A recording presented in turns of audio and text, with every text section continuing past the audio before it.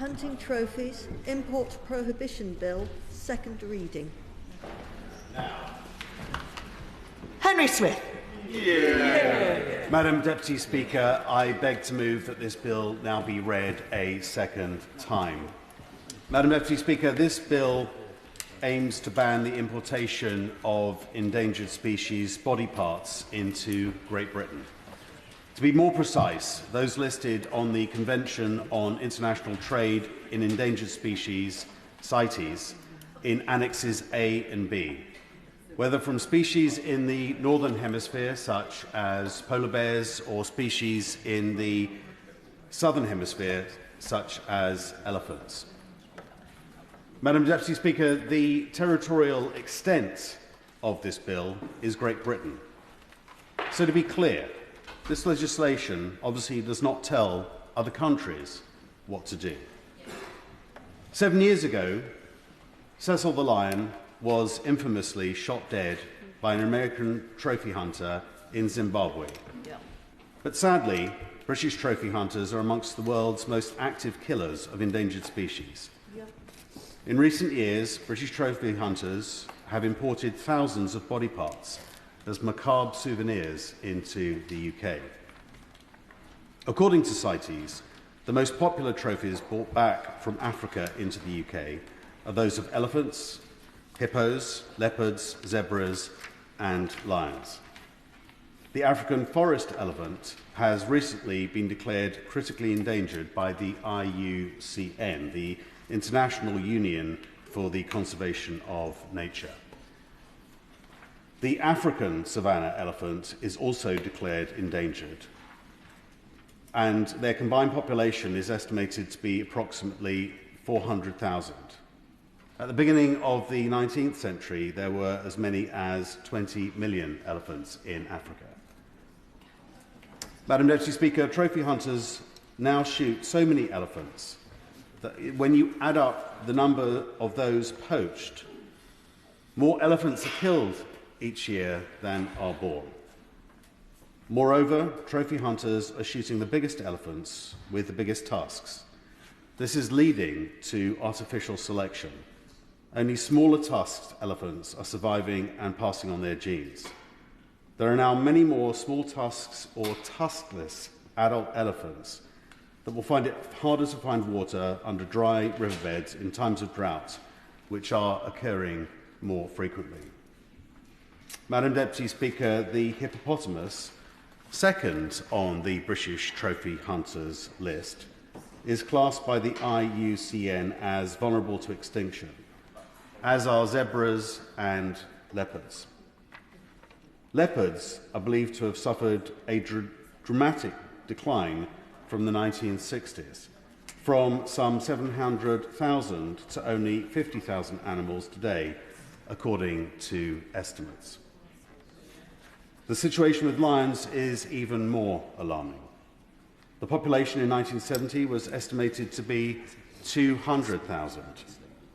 Researchers now tell us there could be as few as 10 to 15,000, perhaps at best 20,000 in the wild, with official warnings that lions may become extinct in the wild by 2050. I'm afraid you've won. Be delighted to. This is such an important subject, and he's right to highlight right at the start of his speech. This is about us in this country banning imports rather than telling other countries what they should do.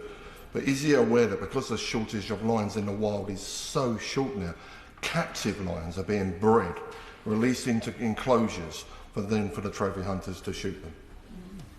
My right honourable friend raises a very important and alarming point, that so-called canned shooting of lions and other majestic animals bred solely just to be shot by trophy hunters in an enclosure is a particularly sickening aspect and something that I think this country should have no part in whatsoever. Can he give out on that point? I'll be delighted to. And I'm most grateful to my honourable friend for giving way. Can he explain to the House why the government is issuing import licences then for those CITES listed creatures?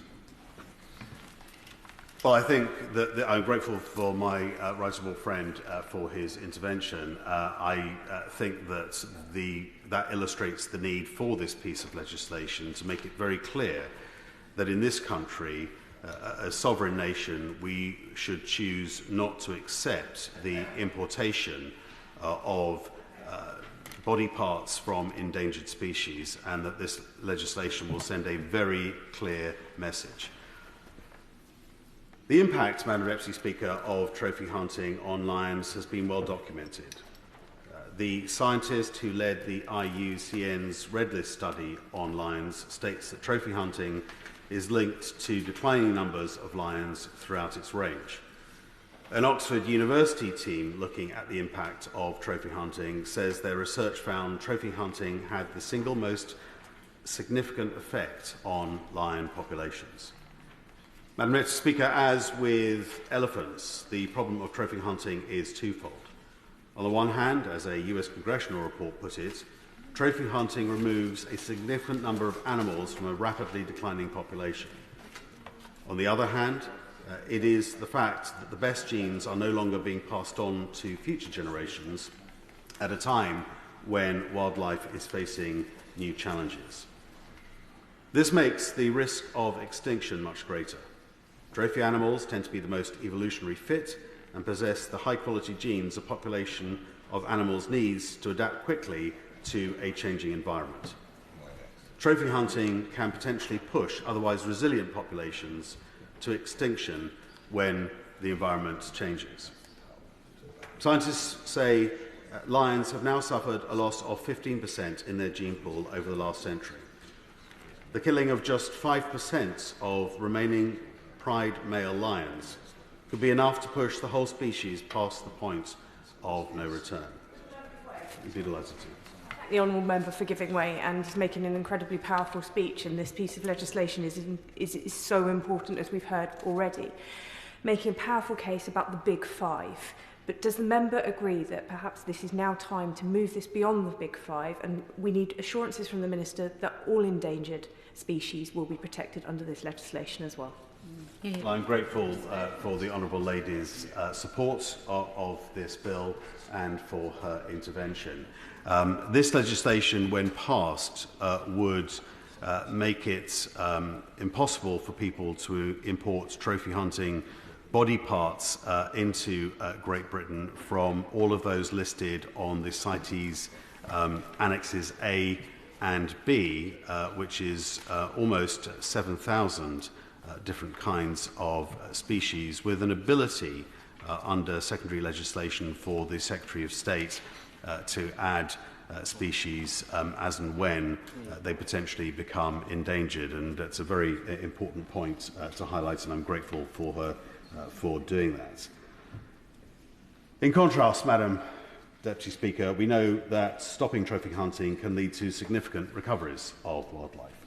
When trophy hunting of lions was temporarily banned in Zambia and Zimbabwe, their numbers almost doubled in the space of a few years.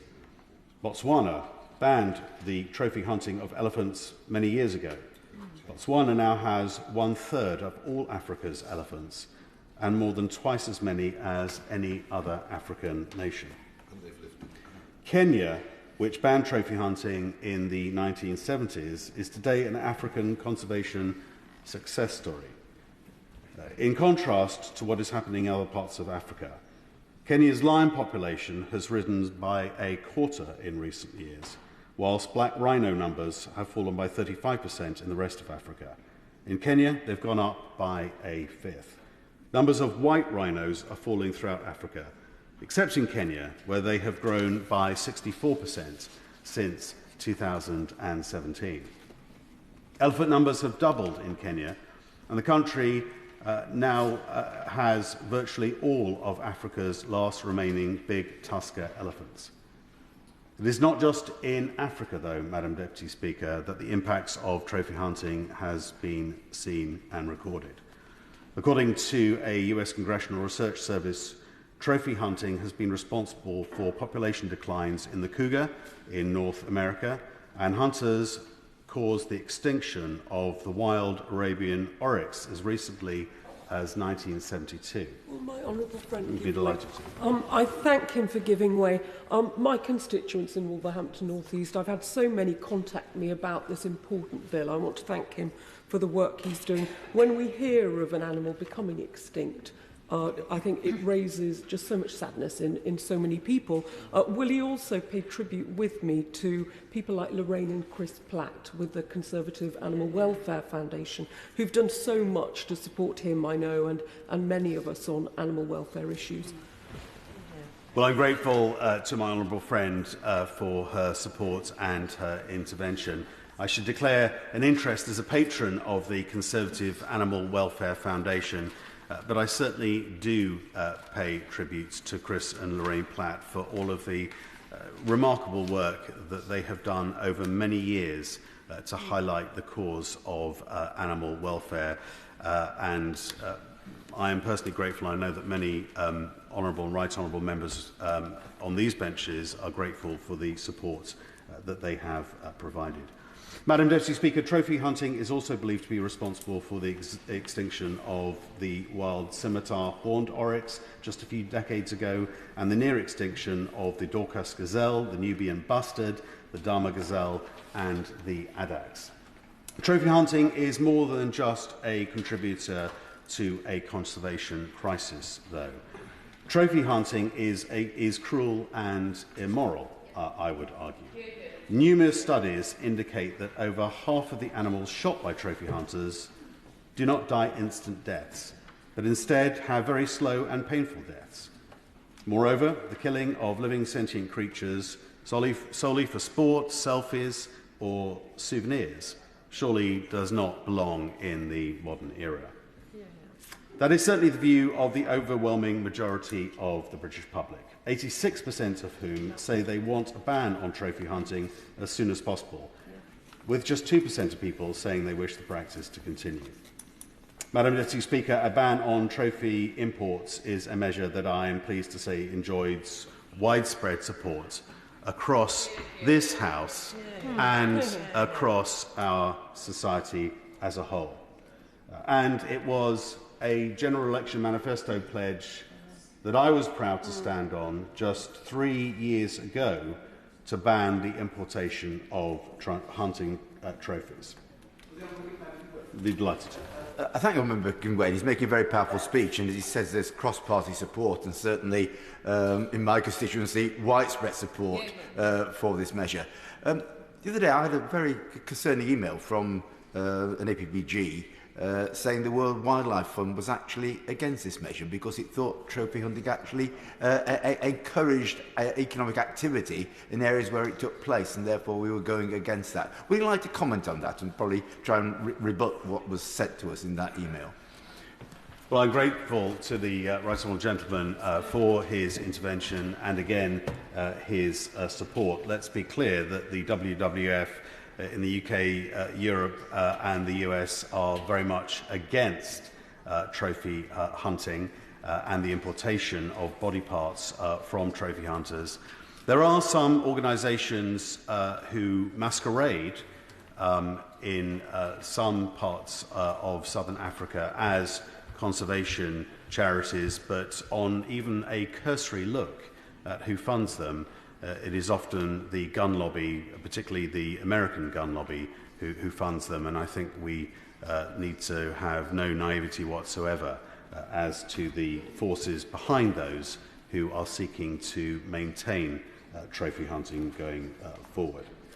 Madam Deputy Speaker, no fewer than 44,000 organisations, experts and individuals, including representatives of African communities, took part in the government's public consultation on these proposals, one of the most comprehensive such consultations ever concluded.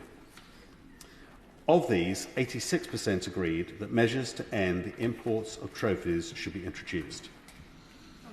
Further to the Right Honourable Gentleman's point, in Africa, for example, trophy hunting is an alien and unpopular concept. Not indigenous, but rather introduced by European settlers. It now damages the reputation and the world's natural heritage of proud southern African nations. A 2019 study of attitudes towards trophy hunting amongst local communities in Africa found that the dominant pattern was resentment towards what was viewed as a neo-colonial character of trophy hunting in the way it privileges Western elites in accessing Africa's wild resources. Most recently, in August this year, an Ipsos poll found that only 16% of people in South Africa supported trophy hunting and that 74% wanted the government to focus on nature tourism and photo safaris instead. Would you give way on that point? Of course. Thank you, Madam Deputy Speaker. The Honourable Gentleman is making an excellent speech and I wholeheartedly support his bill. I've had a number of pieces of correspondence from constituents supporting this work and I'm grateful for him taking it forward. Does he agree with me that what he's saying about Southern Africa is particularly important given the state visit this week from the President of South Africa and the very strong and supportive links between our two countries? I'm grateful to the Honourable Gentleman for his intervention and his support. Yes, it was good to see the President of South Africa on a state visit to the United Kingdom earlier this week, and clearly the majority of public opinion in his country is one that wants to see Africa, Southern Africa, celebrate its natural heritage, protect and grow its natural heritage, and benefit from photo safari tourism, which provides so much more economic opportunity for the people of Southern Africa. Madam Deputy Speaker, indeed, studies show that photo safaris generate more jobs for African people in rural communities and generate significantly greater revenues for conservation. And to repeat, Madam Deputy Speaker, this bill is not about what happens in Africa, however. This bill is about UK import policy. It's about what we, as a sovereign nation, choose to allow through our borders. And it's a bill about Britain making a concrete contribution to tackling the global conservation crisis. A British ban on imports of hunting trophies would help save thousands of animals that are threatened with extinction. It would make a strong statement to the international community that we must act decisively to conserve our living planet.